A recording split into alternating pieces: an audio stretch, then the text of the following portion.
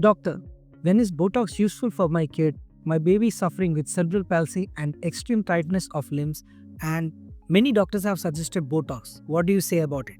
This is a very common question I get from my parents.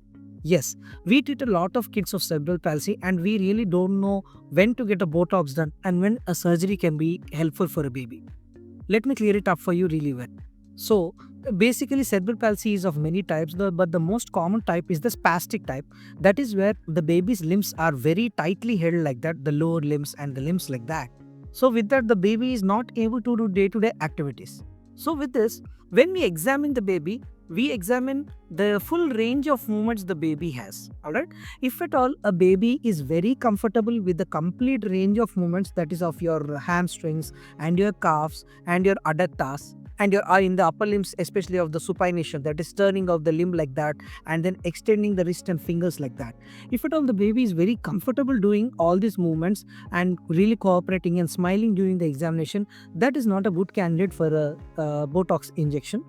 One thing. And another thing, if at all a baby has full range of movements and the baby is kind of crying because of pain and it's excruciatingly painful and the baby is absolutely not cooperating for the range of movements, then this is a better candidate for going for a Botox injection. The third kind of scenario is where a baby's limb is not able to go into entire range of movements. That is, even with a little pressure, the baby is not able to get the entire range of movements of its ankle or hamstrings or the knee joint or the adductors. So these kind of babies are suffering with something called as a contracture.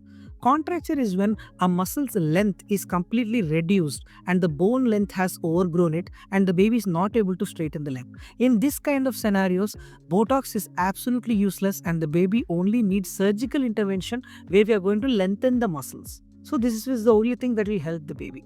So talking about Botox injections. Botox injections, so far there are 8 kinds of Botoxes.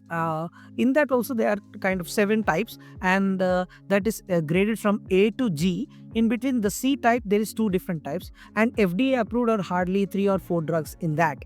So mostly in most countries type A and type B are the most commonly used botulinum toxins. And one funny thing I hear from many parents is that they have taken multiple Botox injections. See, Botox is basically a toxin which is generated from different biological agents. So once you get that Botox, when you inject into a body that is especially in the muscles that are tighter for the baby, what happens is that loosens the muscle, that loosens the spasticity, the tightness of the muscles, and the muscle starts being a little more flexible and the joints start being more flexible and it's easier for us to do good range of movements. So what you should understand is this toxin is a foreign body. So whenever you inject a foreign body into someone's body will obviously react to this kind of toxins or foreign bodies and produce antibodies against it. So what you should understand is that once you put Botox into the body once, the body produces enough antibodies against it. So the next route of Botox is absolutely not going to work. So if at all it works for 4 to 5 months in the first instance, the second Botox injection will hardly work for 1 or 2 months. And this is only a temporary solution for a permanent problem of spasticity that is the baby is going to suffer. So what I would advise parents is that if at all your baby is not at all cooperating for any physiotherapy and you are not able to stretch the limbs at all and the baby is crying excruciatingly and not cooperating, then go for only one Botox injection and then go for something called as a stretch casting. That is, we kind of stretch the bone and the muscles into the exact position that we want for the baby to stand up and then put a casting over it and wait for 4 to 5 weeks and then remove them and transfer the baby to braces. So this is how we are going to help the baby to get into a better shape and perform better.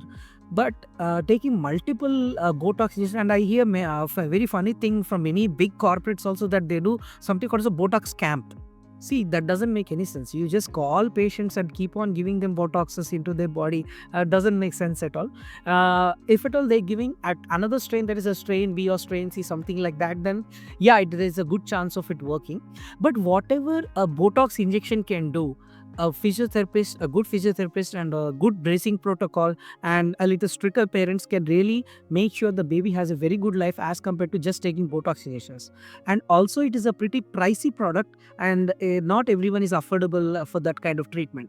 So what I would suggest to parents is that please make sure you don't take multiple shots of Botox, and know your proper indications for Botox, and understand that sometimes Botox doesn't help and it helps only once. That is also in a very temporary timeline, and after that the second dose absolutely doesn't work at all. So please gain more knowledge about this, and then only go for this kind of procedures. And also please don't you waste your money, energy and time. End of the day, the baby definitely requires very good care, very good physiotherapy and bracing protocols, and if required, surgical interventions only to improve. Thank you.